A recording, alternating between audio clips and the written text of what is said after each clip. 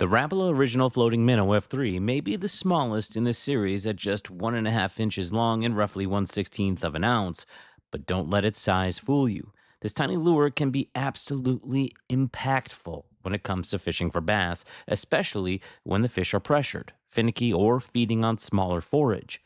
Many anglers overlook the F3 for larger plug sizes, but bass often key on small, easy meals, and the F3 closely imitates the juvenile minnows that bass see every single day. When fished correctly, it becomes one of the most subtle and effective tools you can have in your tackle box. One of the best ways to fish the F3 for bass is with a soft, gentle micro twitch retrieve. The lure's balsa body gives it a natural wobble even with the slightest movement, so you don't need an aggressive jerk to bring it to life. Cast it near structure, weed lines, timber, docks, small pockets in vegetation, and let it sit a moment. Then give it a light twitch, followed by a brief pause.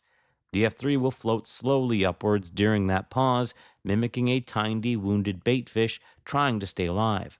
That faint rise drives bass wild, especially in shallow, calm waters where fish have time to inspect their prey.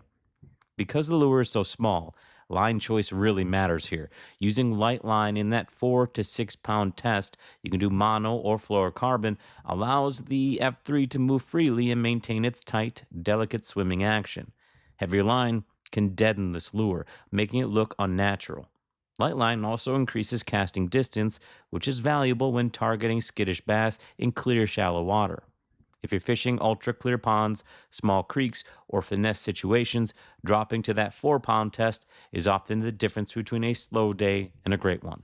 Where to cast is equally important. The F3 shines around shallow cover, lily pad edges, riprap down trees, shaded banks, and small ambush points where bass expect to find tiny minnows.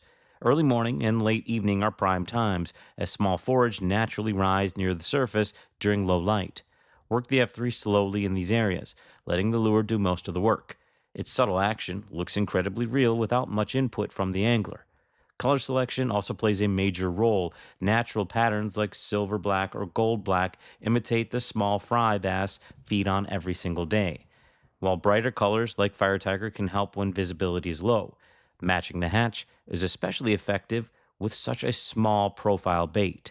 When fished with finesse and patience, the Rapala F3 quickly becomes that secret for targeting bass that refuse bigger lures.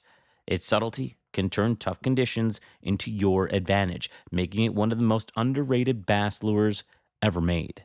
Take care, my friends.